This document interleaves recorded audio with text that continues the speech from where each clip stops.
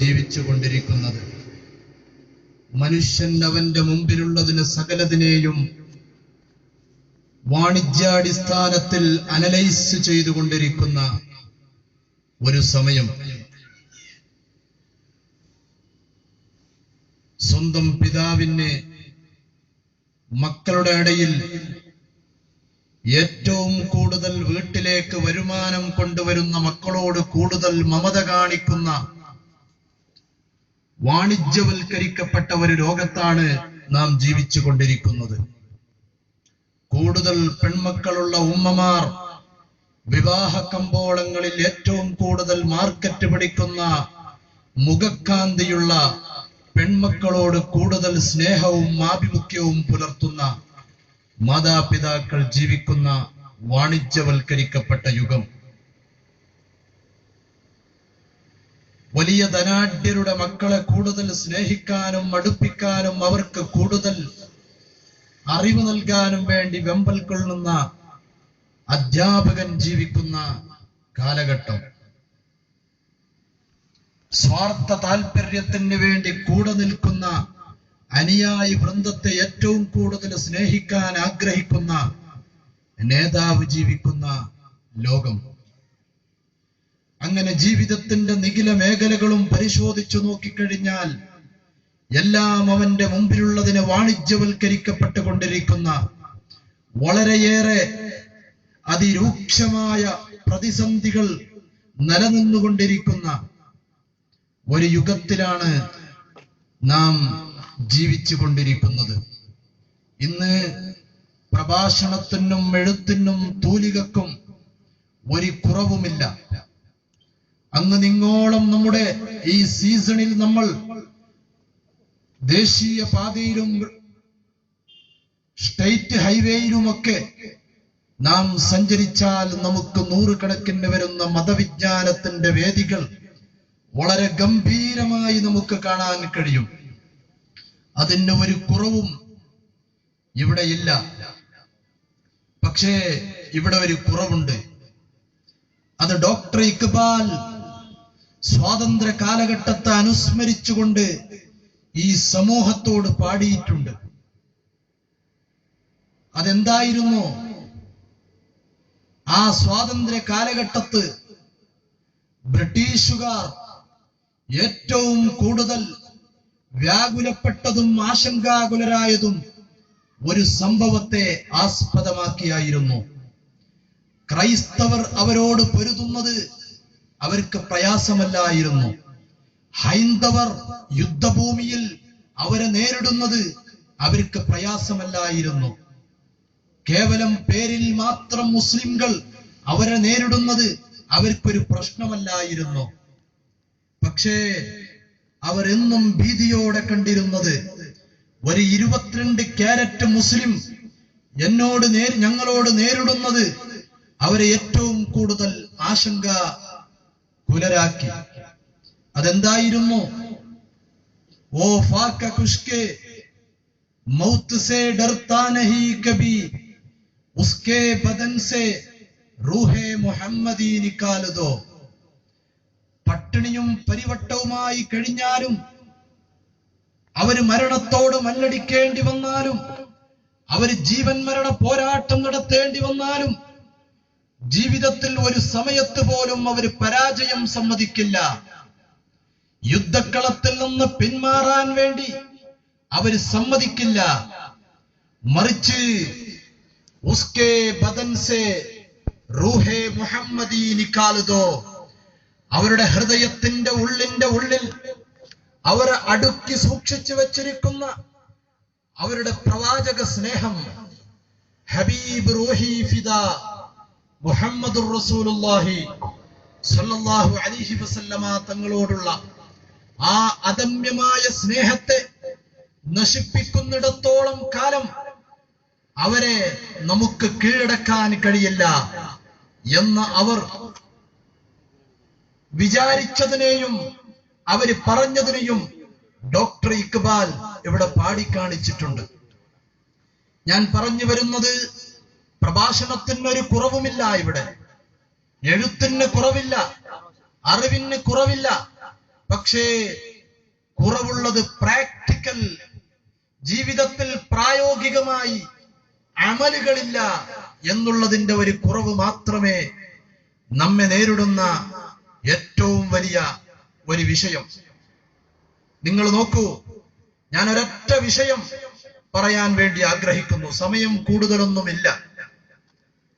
ഷിബിലി റഹ്മത്തുള്ളാഹി അലൈഹി ഖദമ 400 ഉസ്താദിൻ, 400 അധ്യാപകർക്ക് ഉസ്താദുമാർക്ക് ഖിദ്മത്തെടുത്തു.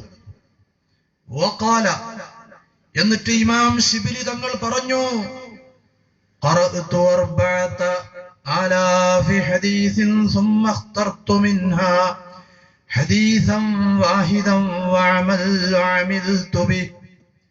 ഞാൻ 400 ഉസ്താദുമാരുടെ അടുത്ത് ഞാൻ പഠനം നടത്തിയിട്ടുണ്ട്, അവർക്ക് ഞാൻ ഖിദ്മത്തെടുത്തിട്ടുണ്ട്.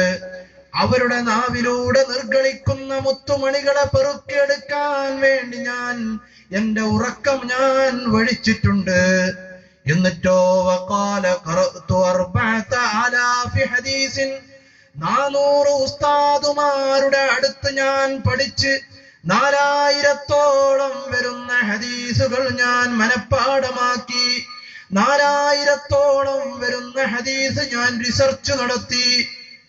എന്നിട്ടോ സുമ്മഖ്തർതു മിൻഹാ ഹദീസൻ വാഹിദ, ഞാൻ 4000 ഹദീസ് റിസർച്ച് നടത്തി. ഞാൻ നന്നായി പഠിച്ചപ്പോൾ അതിൽ നിന്ന് ഏറ്റവും സുപ്രധാനമായ ഒരു ഹദീസ് ഞാൻ എന്റെ ജീവിതത്തിൽ ഞാൻ കൊണ്ടു നടന്നു. 3999 ഹദീസ് ഞാൻ ആദരവോട് കൂടെ അവിടെ മാറ്റിവെച്ചു. ജീവിതത്തിൽ ഒരു ഹദീസ് ഞാൻ എന്റെ ജീവിതത്തിൽ എന്റെ പ്രാക്ടിക്കലായി ഞാൻ പ്രവർത്തിക്കാൻ തെരഞ്ഞെടുത്തു. لأني تأملته فوجدت خلاصي ونجاتي فيه وكان علم الأولين والآخرين كله مندرجا فيه. طيبہ سے ہوائیں آتی ہے اس دل کو سکون مل جاتا ہے. طیبہ سے ہوائیں آتی ہے اس دل کو سکون مل جاتا ہے. اس پار کا جب یہ عالم ہے تو اس پار کا عالم کیا ہوگا. കിലോമീറ്റർ അപ്പുറത്ത് നിൽക്കുന്ന എന്റെ ചങ്കിന്റെ ചോര, എന്റെ ജീവന്റെ തുടിപ്പ്, എന്റെ കരളിന്റെ കഷ്ണം, എന്റെ ഹിദായത്തിന്റെ വഴികാട്ടി ഹബീബി റൂഹി ഫിദാ മുഹമ്മദ് മുസ്തഫ സല്ലല്ലാഹു അലൈഹി വസല്ലമ തങ്ങളുടെ ആ അനിർവചനീയമായ മുത്തുമണികൾ ഞാൻ എത്രയോ കിലോമീറ്റർ ഇപ്പുറത്ത് നിന്ന് കേൾക്കുമ്പോൾ എന്റെ ഹൃദയത്തിന് അനിതര സാധാരണമായ ശാന്തിയും സമാധാനവും നിറയുകയാണ്. അതിന്റെ കാരണം എന്തേ? ഞാൻ ഇവിടെ നിന്ന് പഠിക്കുന്നതും ഞാൻ കേൾക്കുന്നതും എന്റെ ഹബീബിന്റെ ഹദീസാണ്. അങ്ങനെയുള്ള ഹദീസ് ഞാൻ 4000-ഓളം ഞാൻ പഠിച്ചു. അതിലെന്റെ ജീവിതത്തിൽ കൊണ്ടു നടക്കാൻ ഞാൻ ഒരു ഹദീസ് തെരഞ്ഞെടുത്തു. ആ ഹദീസാകട്ടെ മുൻഗാമികളും പിൻഗാമികളുടെ അറിവ് മുഴുവനും ആ ഹദീസിൽ ഉൾപ്പെട്ടിരുന്നു. അതെന്തായിരുന്നു? ഹബീബ് മുഹമ്മദ് മുസ്തഫ സല്ലല്ലാഹു അലൈഹി വസല്ലമ തങ്ങൾ തന്റെ അസ്ഹാബിനെ പഠിപ്പിച്ച ഹദീസ്, يعمل لدنياك بقدر مقامك فيها. നിന്റെ ഭൗതിക ലോകത്തിന് വേണ്ടി നീ ധാരാളം പ്രവർത്തിക്കുക. പക്ഷേ നീ എത്ര കാലയളവാണോ ആ ദുനിയാവിൽ ജീവിക്കുന്നത്, ആ കാലയളവിന് വേണ്ടി മാത്രം നീ പ്രവർത്തിക്കുക. وعمل لآخرتك بقدر بقائك فيها. നീ എത്ര കാലം നിന്റെ പാരത്രിക ലോകത്ത് നീ ജീവിക്കാൻ വേണ്ടി പോകുന്നുവോ, ആ കാലഘട്ടത്തിന് വേണ്ടി നീ നിന്റെ ആഖിറത്തിന് വേണ്ടി പ്രവർത്തിക്കുക. കാഞ്ഞങ്ങാട് നിന്ന് ബസ് കയറി ചിത്താരിയിൽ ഇറങ്ങേണ്ട ഒരാൾ കാസർകോട്ടേക്ക് ടിക്കറ്റ് എടുത്താൽ, അല്ലെങ്കിൽ മംഗലാപുരത്തേക്ക് ടിക്കറ്റ് എടുത്താൽ, അയാൾ ചെലവാക്കുന്നത് ആവശ്യമില്ലാത്ത തുകയാണ്. അയാള് കാശ് മുടക്കുന്നു, പക്ഷേ അയാളുടെ ലക്ഷ്യസ്ഥാനമായ ചിത്താരിയിൽ അയാൾക്ക് ഇറങ്ങേണ്ടി വരുന്നു. ഇത് മാത്രമാണ് ഉദാഹരണം. ഹബീബ് റൂഹി ഫിദാ മുഹമ്മദ് മുസ്തഫ സല്ലല്ലാഹു അലൈഹി വസല്ലമ തങ്ങൾ പഠിപ്പിച്ചു, കാഞ്ഞങ്ങാട് നിന്ന് ചിത്താരി ഇറങ്ങേണ്ട ഒരു വ്യക്തി കാസർഗോഡിലേക്ക് ടിക്കറ്റ് എടുക്കേണ്ട ആവശ്യമില്ലല്ലോ.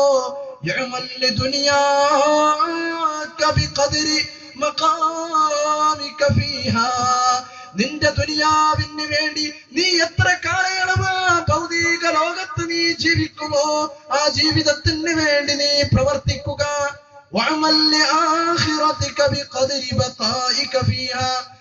നിനക്ക് എത്ര കാലം നീ ജീവിക്കണം നിന്റെ പാരത്രിക ലോകത്ത്? മരണാനന്തര ജീവിതമുണ്ട്, ആലമുൽ ബർസഖുണ്ട്, അവിടെ നിന്നങ്ങോട്ട് മഹ്ശറുണ്ട്, നിന്റെ വിചാരണ ചെയ്യപ്പെടാറുണ്ട്. അവസാനമായി രണ്ടാമൊരു സ്ഥലത്തേക്ക് നിന്നെ യാത്രയാക്കപ്പെടാറുണ്ട്. അവിടേക്കുള്ള യാത്രയുടെ സുരക്ഷിതത്വത്തിന് വേണ്ടി നീ വേണ്ടുവോളം പ്രവർത്തിക്കുക എന്ന് ഹബീബി റൂഹി ഫിദാ മുഹമ്മദ് മുസ്തഫ സല്ലല്ലാഹു അലൈഹി വസല്ലമ തങ്ങൾ പഠിപ്പിച്ചു. അതായിരുന്നു 80 ചില്ലാനം വർഷം മുമ്പ് കോടിക്കണക്കിന് വരുന്ന ആശിഖീങ്ങളുടെ സമുന്നതനായ നേതാവ് സയ്യിദി ഇമാം അഹ്മദ് റസാ ഖാൻ ഫാദിൽ ബറേൽവി അലൈഹി റഹ്മത്തു വറിദ്വാൻ പറഞ്ഞത്, ഹിസാബ് കാദിൻ കഠിൻ तो होगा मगर हमें उनका आसरा है वो आ ही जाएंगे बख्शवाने शफाअत उनकी अता हुई है वे सनमाल വീടിച്ചിടും യാ സയ്യിദി വെതകളെല്ലാം നീക്ക് യാ ഖൈറൻ നബി വികലമായി ജീവിതം യാ സയ്യിദി വഴി പിഴച്ചോ നാണിവൻ ഖുദ് ബിയദി.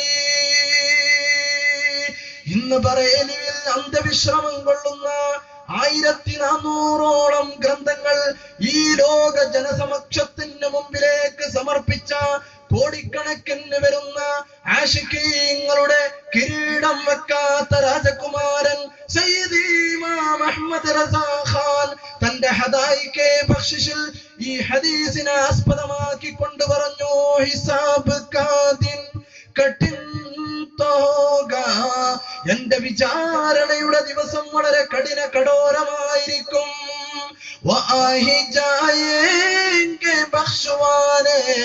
അന്ന് വരെ ഒരു പ്രതീക്ഷ മാത്രമേ ഉള്ളൂ. ആ റൂഹി ഫിദാ മുഹമ്മദ് മുസ്തഫ സല്ലല്ലാഹു അലൈഹി വസല്ലമ തങ്ങളുടെ അതിരറ്റ ശുപാർശ എനിക്ക് ലഭിക്കുമെന്നുള്ള ഒരേ ഒരു പ്രതീക്ഷ മാത്രമാണ്. ഞാൻ എന്റെ വിഷയം അവസാനിപ്പിക്കട്ടെ. ശിബിലി റഹ്മത്തുള്ളാഹി അലൈഹി 400 ഉസ്താദുമാരിൽ നിന്ന് 4000ഓളം ഹദീസ് പഠിച്ചു. എന്നിട്ട് ബഹുമാനപ്പെട്ടവർ പറഞ്ഞു, ഞാൻ ഒരു ഹദീസ് എന്റെ ജീവിതത്തിൽ പ്രാവർത്തികമാക്കാൻ ഞാൻ അതിനെ കൊണ്ടു നടന്നു. ആ ഹദീസ് യഅമൽ ലിദുനിയാക ബിഖദ്രി മഖാമിക ഫീഹാ, നിന്റെ ദുനിയാവിൽ നീ എത്ര കാലം ജീവിക്കുമോ അതിന് വേണ്ടി നീ പ്രവർത്തിച്ചോ. ആഖിറത്തിലോ എത്ര കാലം നിനക്ക് ജീവിക്കേണ്ടതുണ്ട് അതിന് വേണ്ടിയും നീ പ്രവർത്തിച്ചോ എന്ന് ഈ ഒരു ഹദീസ് എന്റെ ജീവിതത്തിൽ ഞാൻ കൊണ്ടു നടന്നു.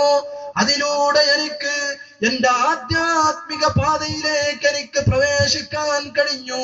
എന്റെ ആത്മീയതയിൽ ഊന്നിയ എന്റെ ജീവിതം എനിക്ക് നന്നാക്കാൻ കഴിഞ്ഞു എന്ന് ഇമാം ശിബിലി റഹ്മത്തുള്ളാഹി അലൈഹി തങ്ങൾ പറയുന്നതിന് ഇമാം അബൂ ഹാമിദിൽ ഗസാലി തങ്ങൾ അവിടുത്തെ അയ്യുഹൽ വലദു എന്ന് പറയുന്ന ലോക പ്രശസ്തമായ ഉപദേശ ഗ്രന്ഥത്തിൽ ബഹുമാനപ്പെട്ടവർ വിശദീകരിക്കും.